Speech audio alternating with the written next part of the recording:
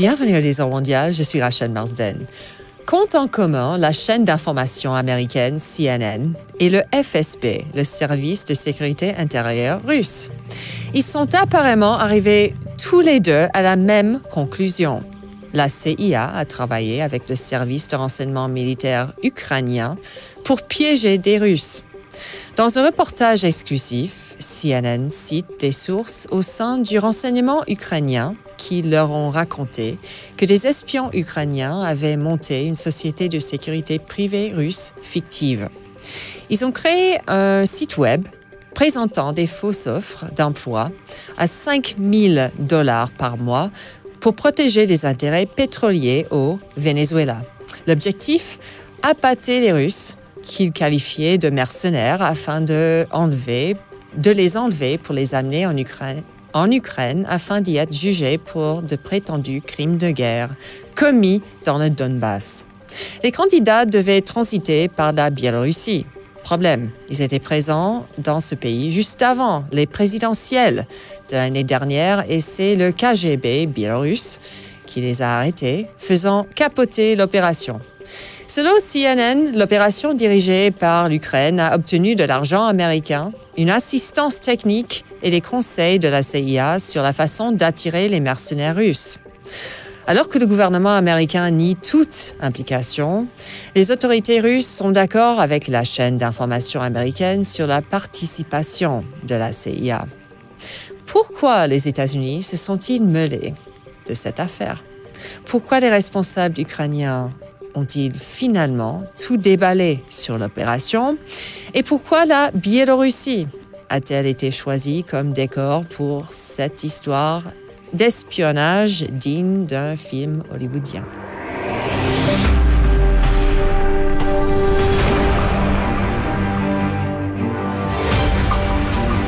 Le Désordre mondial, présenté par Rachel Marsden.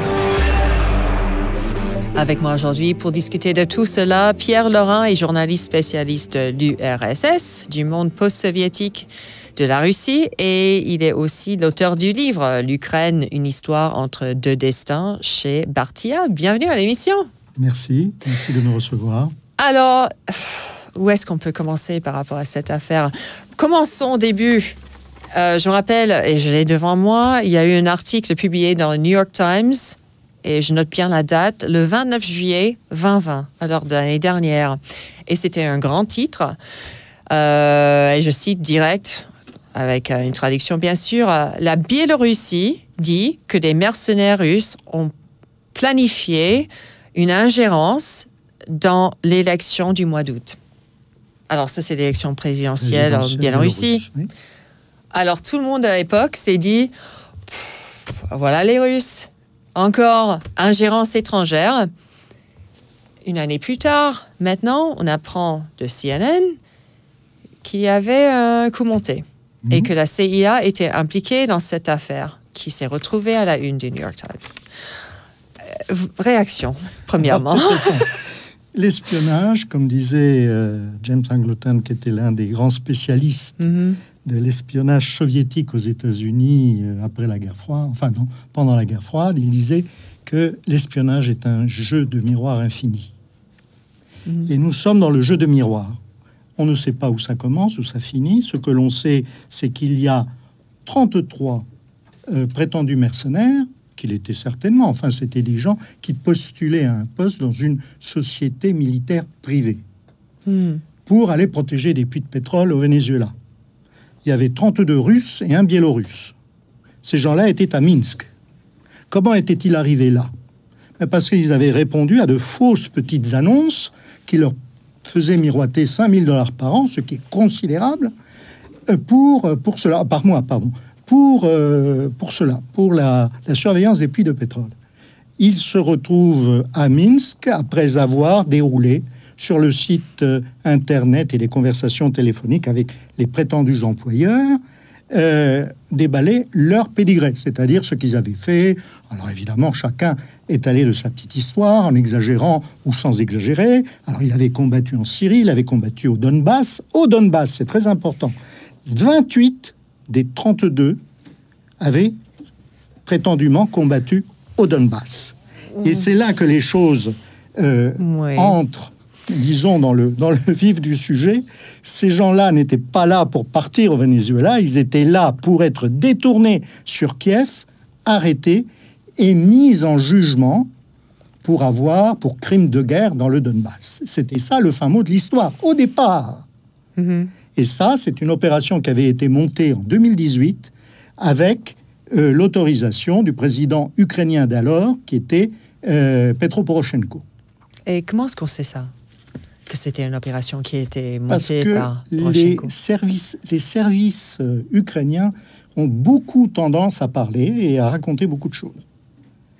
Mais en fait, c'est ça ce que dit le porte-parole cité par CNN du gouvernement américain. Apparemment, eux, ils nient tout en bloc. Et ils disent que, bon, c'est une opération uniquement ukrainienne qui est mal tournée. Et là, ils cherchent à placer le blâme, la responsabilité sur quelqu'un d'autre. Est-ce que vous y croyez? Noie le poisson. Non, il noie le poisson. De toute façon, c'est toujours la même chose avec les services secrets, quel que soit le pays.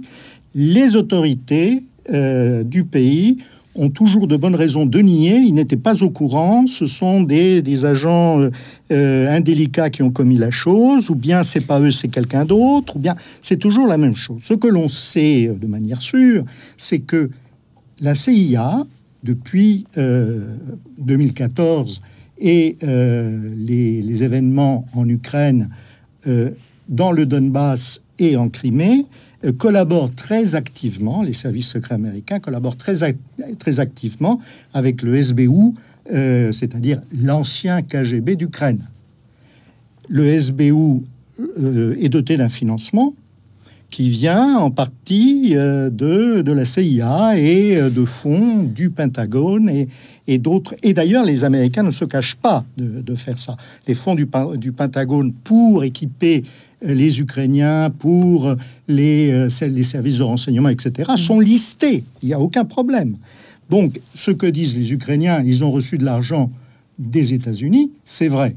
Ce qui laisse subodorer que l'implication des États-Unis a été supérieure à ce que l'on indique, à ce que les autorités américaines veulent dire, c'est que normalement, si tout s'était bien passé, selon les plans des Ukrainiens, les 32 Russes arrivés à Kiev, ils étaient arrêtés, ils étaient jugés.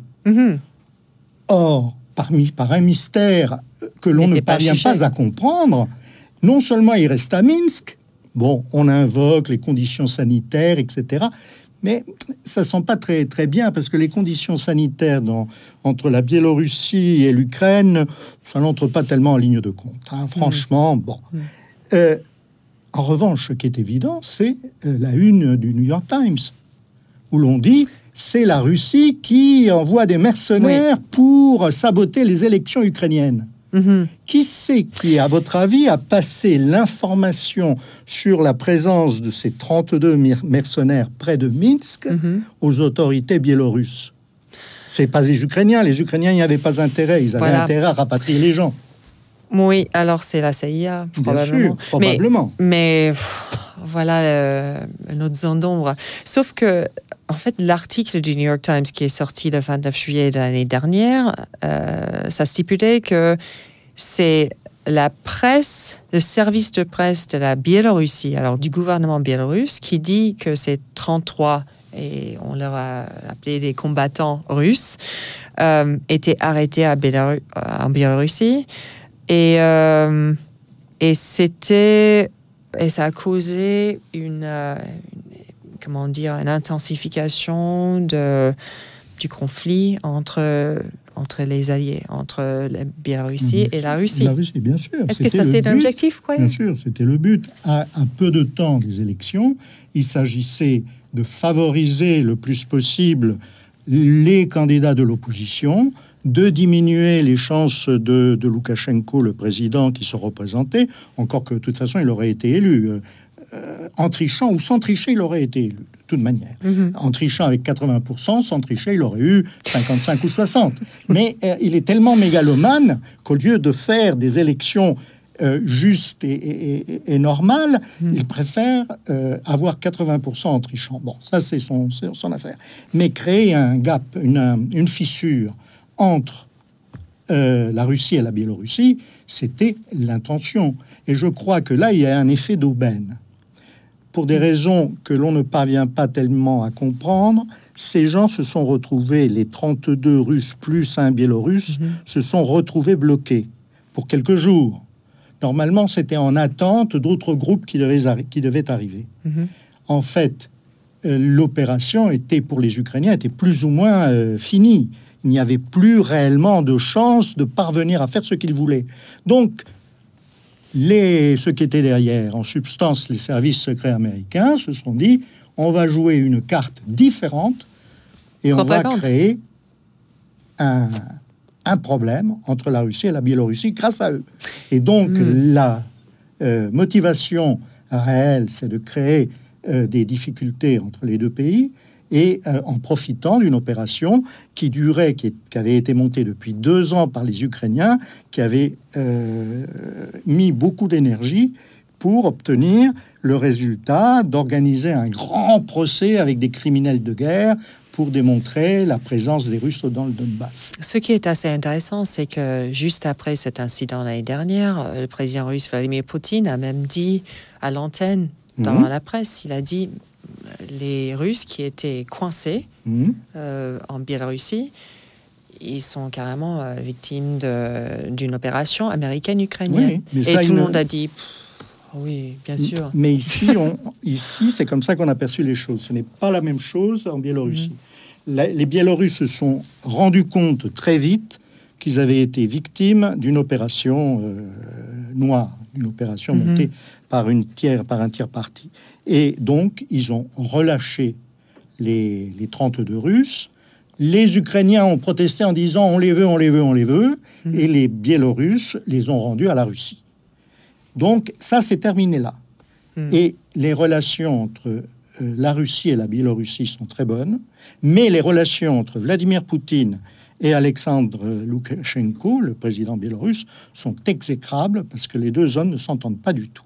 Ah bon? Alors, c'est vraiment chien et chat. Mais il faut faire avec. Chacun fait contre c'est la diplomatie. C'est la diplomatie. Et donc, les relations ne sont pas trop mauvaises, mais toujours Loukachenko, à cause de sa détestation de Poutine, et puis pour bénéficier du différentiel sur les produits pétroliers, la Russie vend du gaz, du pétrole à des tarifs privilégiés, et la Biélorussie utilise une partie de ses ressources énergétiques pour son intérêt propre, mais il revend le surplus à d'autres pays occidentaux, en substance, aux prix mondiaux. Le différentiel est énorme, c'est du simple au double.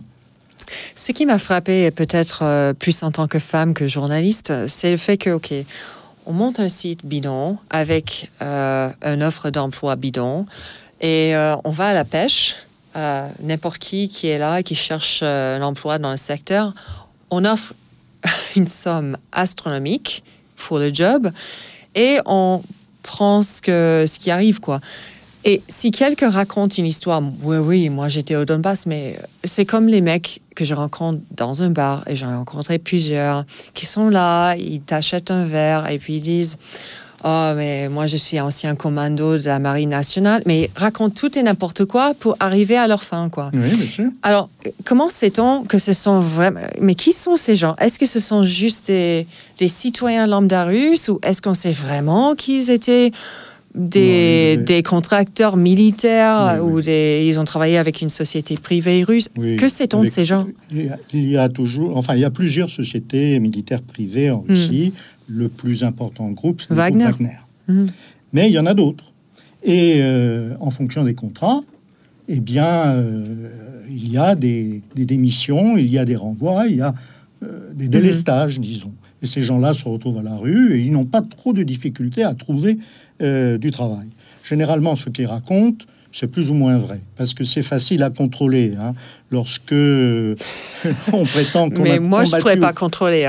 S'il fallait faire du due diligence là-dessus, c'est pour ça qu'il y a tout un service d'anciens combattants aux États-Unis pour vérifier les informations qui sont données aux femmes de la part d'un homme dans un bar qui dit « Moi, je suis ancien combattant ». Bon. Ah, il y a un service de vérification. En Russie, en Ukraine ou en Biélorussie, ce n'est pas pour rassurer les dames des bars. C'est simplement pour contrôler que ces gens ont du moins un passé qui les qualifie pour le job. Sans compter qu'il y a certainement eu ça, on ne le sait pas, mais vraisemblablement, le protocole, c'est qu'il y ait des entretiens téléphoniques. Et ensuite, une fois qu'on est sélectionné, il y a des entretiens en présence. On contrôle qui sont ces gens. Donc, il y avait certainement suffisamment d'éléments. Mais c'est vrai que n'importe qui peut raconter, en particulier les combattants parallèles dans le Donbass. Ils étaient peut-être simplement de garde devant un site stratégique. Ils peuvent raconter qu'ils ont dézingué des avions civils. Ça peut arriver. Mais bon, dans l'ensemble, ces 32 types étaient vraiment des mercenaires et vraisemblablement, leurs histoires tenaient debout. En plus, détail croustillant, c'est que les 32 n'avaient pas combattu dans le Donbass. Il n'y en avait que 28.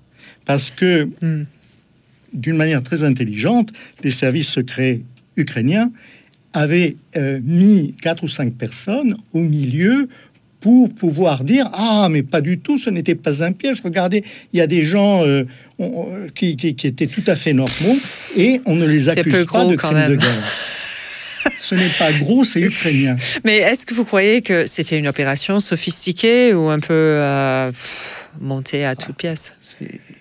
Quelle est la différence entre une opération sophistiquée et une opération montée de toutes pièces? Vous voyez tous les jours dans la presse, presque tous les jours, des opérations ou des informations qui viennent d'un service secret occidental quelconque, qui montrent que ce sont pour la plupart des pieds nickelés, qui ne savent pas... Enfin, ils ont perdu beaucoup de savoir-faire. À une époque, il y avait un savoir-faire. Les opérations, quand elles échouaient, ce n'était pas parce qu'elles étaient mal pensées ou parce qu'elles étaient mal exécutées, mais parce qu'il y avait toujours le coin d'ombre, la chose qu'on n'avait pas prévue, le petit incident, le grain de sable qui faisait tout capoter. Depuis une vingtaine d'années à peu près, c'est plus ça. C'est que les opérations, quel que soit le pays du monde, sont relativement mal préparées. On croit avoir tous les paramètres en main, mais il en manque beaucoup. Les exécutants ne sont pas au top comme ils pouvaient l'être à une autre époque. Donc, il y a une dégradation de la même manière que les services administratifs des différents pays que nous connaissons connaissent une dégradation. Il en va à peu près de même dans tous les niveaux, à tous les niveaux de la société et dans tous les organismes d'État, y compris les services de renseignement, hélas. Alors, ce qui étonne, c'est que ça devrait faire perdre un peu la confiance, peut-être, dans les titres de presse qu'on voit, les grandes lignes qui accusent tel ou tel pays qui représente un opposant, la compétition géopolitique, d'ingérence. Et oui, mais c'est une manipulation constante. Les titres de presse sont orientés d'une manière très insidieuse, de manière à correspondre au déroulement de la phraséologie du pays qui est concerné. Sauf que je suis pas sûre que je suis assez sûre que les journalistes du New York Times qui ont écrit ça, ils reprenaient tout simplement les sources et ils se disaient mais c'est logique. Tandis que CNN avait d'autres sources et ils ont raconté le revers de la médaille. Revers, bien entendu, oui. Mais je ne sais pas si on peut vraiment s'en prendre aux journalistes parce que... Non, mais la question n'est pas de s'en prendre aux journalistes. Nous travaillons tous les deux dans la presse, on sait très bien comment ça se passe. C'est que nous avons des sources que nous croyons sûres. Si on a la connaissance pour déceler le petit truc qui ne va pas. Ah oui, non, mais ça, c'est pas possible. Ça, ce que telle source raconte, c'est pas possible. Et on a un doute. Et donc, on vérifie. Mais si tout se déroule, si on n'a pas le background, si on n'a pas les connaissances pour déterminer qu'il y a un problème, eh bien, on voit pas le problème et on publie. Et en se disant, s'il y a une erreur, on rectifiera. Oui. Et là, l'erreur, elle n'a pas été rectifiée. Elle a été rectifiée au bout d'un an par quelqu'un d'autre. Mais c'est tout de même arrivé à la connaissance du public. Ce qui est marrant, c'est que j'ai déjà remarqué que c'était écrit le 29 juillet 2020. C'était rectifié. En fait, c'était mis à jour le 21 août 2020. Et j'attendais la mise à jour depuis la sortie du reportage de CNN et j'attends toujours, quoi. Non, mais il n'y aura pas de mise à jour. Il n'y aura pas de mise à jour. Probablement pas. Parce que les autorités compétentes ont dit que non, que c'était pas ça. Et les Ukrainiens, pourquoi CNN a publié? Parce que là, les reporters de CNN ont eu des sources sûres des renseignements ukrainiens. Et pourquoi les renseignements ukrainiens ont parlé à un haut niveau? Parce que sinon, ils n'auraient pas publié. C'est vraiment au plus haut niveau. Parce que les Ukrainiens ont été ulcérés du coup bas que leur a fait la CIA. Donc là, ils se vengent. C'est une vengeance entre services qui permet de faire éclater la lumière. Et maintenant, ce qui est une chose qui me dérange beaucoup, on parle des compagnies de sociétés militaires privées de Russie en disant proche de Poutine. En particulier le groupe Wagner, proche de Poutine. Mais est-ce que l'ancien Blackwater aux États-Unis, qui est devenu Academy, qui maintenant porte encore un autre nom, et dont on ne connaît même pas les dirigeants, c'est un consortium d'investisseurs qui dirige actuellement... Qui était proche au pouvoir, carrément. Était proche au pouvoir. Mais là, on ne dit pas... Oui, absolument. Mais là, on ne dit pas c'est Academy ou Blackwater...